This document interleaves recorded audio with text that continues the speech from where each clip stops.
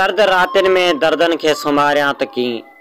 सिंधु जे छोलियन में तार तरी पार पवन जा जतन कंदे हयाती जूं टेवी खिज़ाऊं सुकल पनन जा जिंदगी जो हसरतूं छणी वयूं दुखन में डील डिबरो थी वियो वारन में चांदी दाणा फो जवानी जे नेसर में अची वया ऐं वक्त पोड़ो करार ॾियण में का बि कसर न आहे छॾी।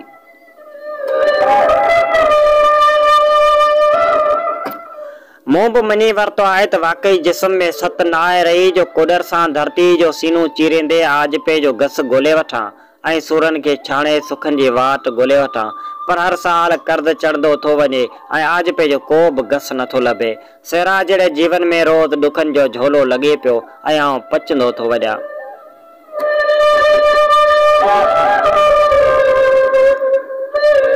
मुंहिंजी बि अजीब क़िस्मत आहे न तुंहिंजो थियस नहीं के ॿिए जो बस मन में हिक ही मत आहे त कमाइजे खाइजे पेट भरजे पर यार के हसरतूं भी हूंदियूं आहिनि असां ग़रीबन जे सीने में भी हिक दिल हुंदी आहे जेका प्यार पंजाब जो एहसास घुरंदी आहे ऐं हथन में हथ ॾेई कयल वचनन जो विश्वास घुरंदी आहे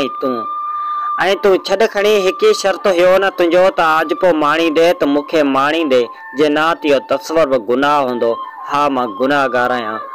छो त सॼी साल जी बचत मां कपड़न जो वॻो बि नथो वठी सघां ऐं तुंहिंजे ॿाहुनि लाइ सोनियूं चूड़ियूं ऐं लाकेट किथां वठंदुसि।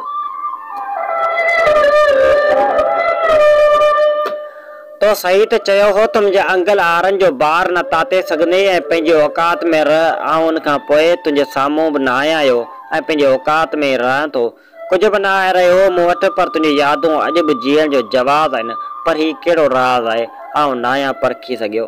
पर तुंहिंजो बि ॾोह न आहे हिक तरफ़ी मोहबत जो इहो ई हशर थींदो आहे मुंहिंजी मोहबत करण जी औकात न हुई ऐं प्यार करे वेठुसि उहो बि त गुनाह आहे।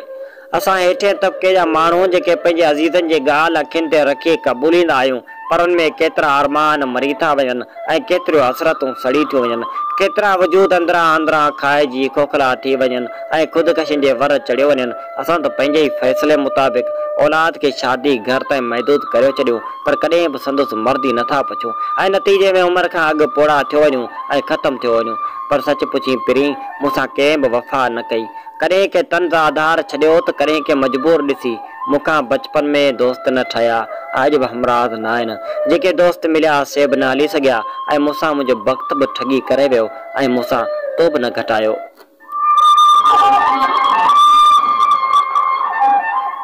दर दर जा धिका खाइण खां पोइ आवाज़ अपनायमि उहे बि टोकन जे वर चढ़ी विया लिखण लाइ लफ़्ज़ मेड़नि जी कोशिशि कयमि ऐं लफ़्ज़ कोरनि पननि जे छातियुनि ते फतकी फतकी मरी विया ऐं आउं बि न रहंदुसि। वक़्तु आयो त इहो अहसासु तोखे बि थींदो केरु हो जो भिटाई जे बैतनि मां तशबीहूं ॾींदो हो केरु हो जो केॾारनि खे बि सारंग करे ॿुधाईंदो हो ऐं केरु हो जेको पंहिंजो जीव मिठो न कंदो हो ऐं केरु हो जो मूं लाइ लुछंदो ऐं पुछंदो हो।